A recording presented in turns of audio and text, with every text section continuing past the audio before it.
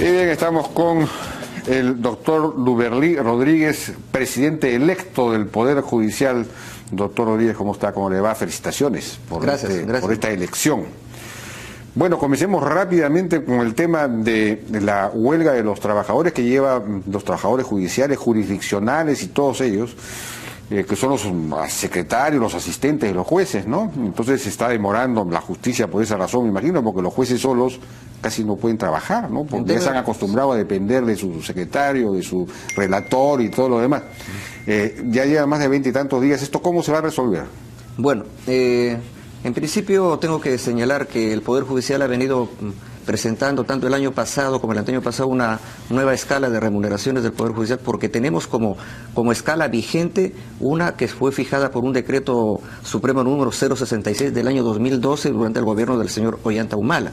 Vale decir, desde el año 2012 ya han pasado 4 años y no se ha hecho, digamos, ningún reajuste en esta escala remunerativa. Y por tanto, los trabajadores consideran que sus remuneraciones están muy atrasadas respecto a las que perciben otros trabajadores del sistema de administración de justicia. Pero yendo al tema concreto, hemos tenido hace una semana una reunión con el señor ministro de Economía, con el señor Torne, y él hizo una propuesta de una bonificación, digamos, excepcional, y que eso no va al básico.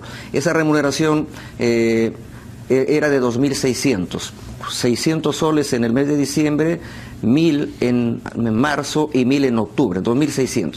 Obviamente los trabajadores consideran que es una propuesta muy insuficiente. Por tanto, nos hemos vuelto a reunir ya con el señor presidente del Consejo de Ministros, con el señor Fernando Zavala, el día de ayer. Y ya él dijo que iban a tocar el tema en Consejo de Ministros el día de hoy. Y bueno, ya se nos ha comunicado, el señor Fernando Zavala me ha llamado, y también obviamente al presidente en ejercicio, el doctor Ramiro de Valdivia, y ha señalado que la propuesta final ya del Poder Ejecutivo es la de 3.000 soles. O sea, hay un aumento de 400 soles. Obviamente esta propuesta o esta decisión del Poder Ejecutivo ha sido comunicada a los trabajadores, y entiendo que ellos están reunidos para ver qué respuesta dan. Pero quiero agregar también alguna información adicional para que la ciudadanía entienda este problema de la huelga. Nosotros tenemos 17.654 trabajadores sujetos al régimen laboral del decreto legislativo 728 y del 276. Esa asignación que se está proyectando, o sea, esta bonificación es para estos trabajadores, o sea, para 17.000 trabajadores. Para ellos sería el bono de 3.000 soles. En cambio, tenemos otro sector que es el CAS, que están sujetos a lo que se llama el CAS. ¿Cuántos estamos con CAS? O están en CAS 7.000 trabajadores. Y aquí es donde está la parte, diríamos, más precaria en cuanto a política remunerativa. Tenemos, por ejemplo, 300 trabajadores que ganan 850 soles. 850 soles. Y en este caso, en el caso de los trabajadores del CAS, el Poder Judicial sí tiene una propuesta, diríamos, un poco más realista. ¿Por qué? Porque con ingresos directamente recaudados, el Consejo Ejecutivo del Poder Judicial me han informado, porque yo todavía no estoy ejerciendo el cargo, me han informado que ya han decidido nivelar a todos estos trabajadores de CAS a 1.300. Los trabajadores están pidiendo 1.500, pero ya se ha hecho un esfuerzo para pasar de 850 a 1.300.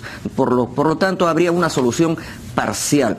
Entonces, el bono obviamente es transitorio, no soluciona el problema de fondo, pero esto obviamente tiene que ser discutido pues en mesas de trabajo, con personal técnico del Poder Judicial y del Ministerio de Economía y Finanzas. Por tanto, a los señores trabajadores del Poder Judicial también tienen que tener en cuenta esta situación. Ellos deberían, los trabajadores del Poder Judicial, pasar al régimen de la Ley del Servicio Civil, que es un régimen que reconoce todos los derechos, pero establece incluso mejoras de sueldos en los niveles medios y altos. Pero a cambio, por supuesto, de evaluaciones y todo lo demás. Es un régimen meritocrático, que es bien importante. Ahora, no sé si en el Poder Judicial está preparado para tener un régimen meritocrático, porque entran pues por amistades, son familiares del juez, esa es la manera como se ubican, ¿no? Bueno, mire, yo estuve presidiendo el Consejo Directivo de la Academia de la Magistratura, y en la Academia de la Magistratura teníamos más que 100 trabajadores. Entonces, pasar al régimen de servir con 100 trabajadores es relativamente fácil. pero pasar al régimen servil con 26.000 trabajadores es más complicado, por tanto eso es un tema un poco delicado y los trabajadores no están de acuerdo con eso, ¿no? Entonces es un tema que en todo caso se podrá seguir abordando posteriormente, pero ahora lo que necesitamos es una solución parcial, inmediata, porque ya la huelga tiene varios días y obviamente estamos afectando un servicio que es el de justicia. Bueno, pasemos a temas ya más, digamos, constructivos, porque este es un asunto, digamos, más estructurales, el asunto de la reforma judicial. Hay el acuerdo por la justicia. El problema del acuerdo por la justicia es que ahí solamente participan las cabezas de las entidades que tienen que reformarse, del Poder Judicial, del Ministerio Público, del Consejo Nacional de la Magistratura, de la Academia de la Magistratura. Y entonces han llegado a unos acuerdos que son interesantes, pero hay unos acuerdos fundamentales que no, por ejemplo, el asunto de la reforma del Consejo Nacional de la Magistratura, cambiar la composición y todo, no se ha establecido porque ahí está el presidente del Consejo Nacional de la Magistratura. En el caso del Poder Judicial, un planteamiento de transparencia y de mucha gente es que el periodo del presidente del Poder Judicial debería ser 4 años y no 2 años, para que pueda hacer algo y pueda realmente reformar y darle más poderes al presidente y al gerente general y un poco menos a la sala plena. Y en fin, hay varios temas en todo lo que tiene que ver con evaluación de desempeño, de productividad de los jueces, que debería ser transparente y público y debería realizarse realmente, ¿no? Para saber porque pide más presupuesto, pero no sabemos cuál es la productividad realmente de los jueces. Es decir, es una reforma profunda. ¿Cómo ve este tema? ¿Cómo hacer la reforma en el Poder Judicial? Bueno, hay temas de fondo, por ejemplo, el tema de presupuesto.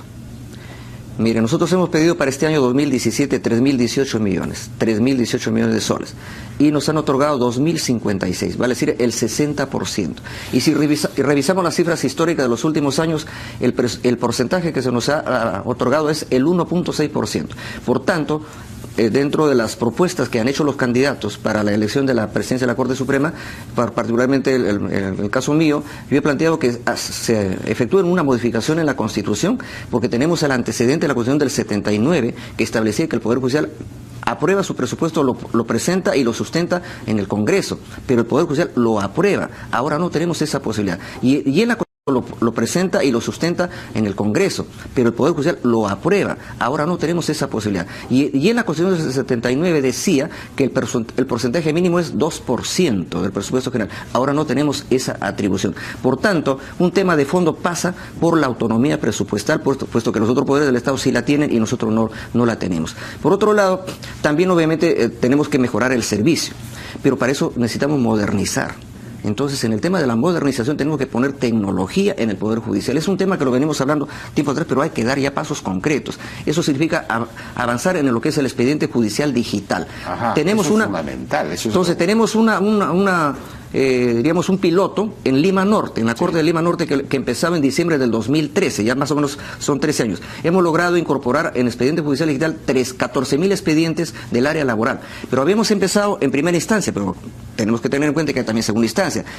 Ya se culminó esa etapa y ahora vamos a enganchar con la propia Corte Suprema para que tanto el expediente desde primera instancia como hasta la Corte Suprema esté dentro de las características del expediente judicial digital. Pero bien, como usted comprenderá, esta cantidad es bastante mínima, 14.000 expedientes. Nosotros tenemos una carga más o menos de 2.500.000 expedientes. Entonces una cifra inmensa. Si para implementar 14.000 expedientes nos ha costado 15 millones de dólares con un préstamo del Banco Mundial, imagínense lo que es implementar todo el proceso. Obviamente tenemos que hacerlo por etapas. Yo acabo de estar conversando con el presidente electo de la Corte de Lima, el doctor Chan Martel, y me dice que la especialidad que está lista para dar el paso es la justicia comercial, porque en la justicia comercial es la más moderna que hay ahorita en Lima. Entonces podemos dar el paso con justicia comercial y con tributario. Todo esto ya lo estamos planificando y yo en el anuncio que haré el 2 de agosto seguramente ya diré qué pasos vamos a dar, pero tenemos que comenzar a caminar con modernizar, porque si no estamos en la época de la carreta. Pero a mí, Nelson Schack, que estaba en el Banco, no sé si sigue vinculado al Poder Judicial en el tema del Banco, en el Banco Mundial, me dijo que implantar el expediente digital en todo, y sobre todo en el tema penal, que es fundamental, ¿no? En el tema penal, los juicios penales, costaría $300 millones, que no es pues una gran cosa para un resultado tan extraordinario, claro, que se podría obtener, ¿no? Sí, claro, en el caso penal, por ejemplo, hay una particularidad. Por ejemplo, yo le hablo del expediente comercial o de un expediente civil. No tenemos mayor problema en que haya un solo expediente desde que comienza hasta que termine. Pero en el penal hay la diferencia que ahora, con la nueva reforma procesal penal, el proceso penal arranca en el Ministerio Público, con la carpeta fiscal. Entonces no podemos armar un expediente judicial, un expediente fiscal digital en el Ministerio Público y otro en el Poder Judicial. No, tiene que ser uno solo. Entonces ahí necesitamos, por ejemplo, hacer una suerte de ingeniería específica para que haya un solo expediente. Incluyendo la policía, porque la cosa... Obviamente, sí, porque la investigación... El informe policial tiene que estar ahí también. Así es. ¿No es cierto? Entonces, por ejemplo, hay países que ya han terminado este proceso, por ejemplo, Costa Rica. Entonces, pero también tenemos que ser un poco creativos. En la reunión que tuvimos con el ministro de Economía, el señor Torne, me expresó la predisposición del gobierno de apoyar esta propuesta de reforma. Y él me ha dicho que el Poder Ejecutivo está dispuesto a avalar préstamos al Banco Mundial para avanzar en la modernización, digamos, del Poder Judicial. Entonces, si usted logra en su gestión implantar o comenzar a implantar el expediente digital incluso en el terreno penal, pues sería una revolución extraordinaria. Claro, entonces en ese caso, bueno, las primeras puertas que tocamos son el MEF. Claro. Pero también tenemos que tocar la cooperación internacional y también incluso países, ¿no? Entonces países que ya han tenido experiencia y que pues se necesitan computadoras nuevas. Nuestras computadoras ahorita tienen un promedio de antigüedad de 10 años. Imagínense pues, ¿qué podemos avanzar ahí? Estamos en la época, pues, como decimos, de la carreta. Entonces, si se nos exige que rindamos... Mira, hoy día ha sido noticia, por ejemplo, la Sala Constitucional y Social, una de las salas de la Corte Suprema, este año ha resuelto 11.000 casos. Es un esfuerzo grande. Y las salas penales resolvemos un promedio de 2.000 casos por año, pero aún así es insuficiente. Si ingresan un promedio de 1.400.000 de expedientes por año, ingresan anualmente, y tenemos capacidad de resolver más o menos 1.200.000, se nos van quedando en el camino y, como si fuera una bola de nieve, para el otro año más y más y más, y es un tema complicado. Sí. Ahora, el tema es el tema de la lucha contra la corrupción. Pero el expediente digital va a ayudar mucho, me imagino, ¿no? No, se transparenta, claro. Se transparenta todo. Habría que colgar también en la página web todas las sentencias. Todas las resoluciones, todas las sentencias, sí. Todas las sentencias, me imagino que usted buscará eso también. Esto de que, por ejemplo, el juez que soltó a toda esta banda en Huaura, ¿no? Evidentemente ahí puede haber, y hay jueces pues que están vinculados, hay zonas en las que las mafias, el crimen organizado está muy extendido y tienen relación con policías, con fiscales, con jueces y habría que hacer una limpieza, incluso una limpieza, pero ¿cómo hacer para identificarlos? La gente no sé. Bueno, el caso de los jueces titulares tenemos control por la ONMA y finalmente por el Consejo Nacional de la Magistratura, pero tenemos una parte, diríamos, un poco débil en cuanto a mecanismos de control, que son los llamados jueces supernumerarios. Los jueces supernumerarios son realmente los que antes se llamaban jueces suplentes, o sea, las personas que son invitadas son jueces que ejercen la abogacía libre y se los invita para ejercer un cargo. Eso es lo que ha ocurrido, por ejemplo, con ese juez de Huaura. Claro. Él nunca pasó por el Consejo de la Magistratura, nunca superó una prueba de conocimientos, de capacitación, etcétera. Entonces, ahí yo tengo una propuesta muy concreta y muy práctica. Hasta que el Consejo de la Magistratura culmine el proceso de nombramiento de estas plazas que están vacando, que son 797 jueces supernumerarios, 797, casi 1.000 de los 3.042 jueces que somos en todo el país. Entonces, ¿qué hacer ahí? No recurramos, no llamemos a los abogados libres.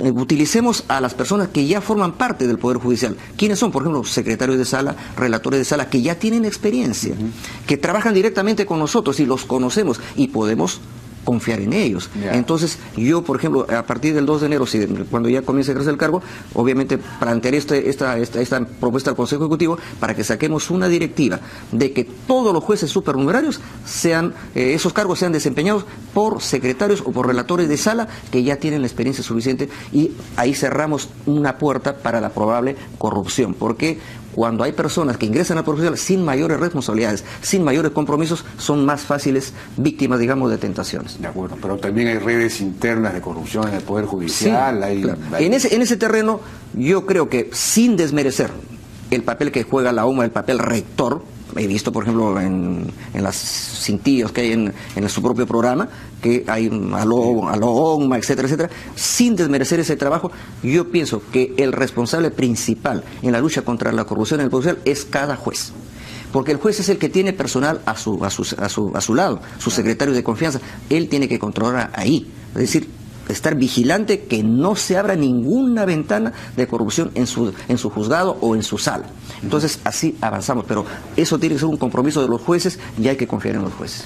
Bien, doctor Duberlí Rodríguez, muchísimas gracias por su participación en la hora N. Fue el presidente electo del Poder Judicial. Es la reforma judicial, la modernización del Poder Judicial, en fin, es absolutamente fundamental. Vamos a una pausa, regresamos ahora con un tema muy interesante. Vamos a estar con Andrés Franco Longi, que es vicepresidente de Bertwick, de la minera Corani, que tiene un modelo de relación con las comunidades campesinas que habría que imitar. Realmente es un modelo extraordinario. Han resuelto el problema de la relación entre la minera y el entorno comunal. Regresamos.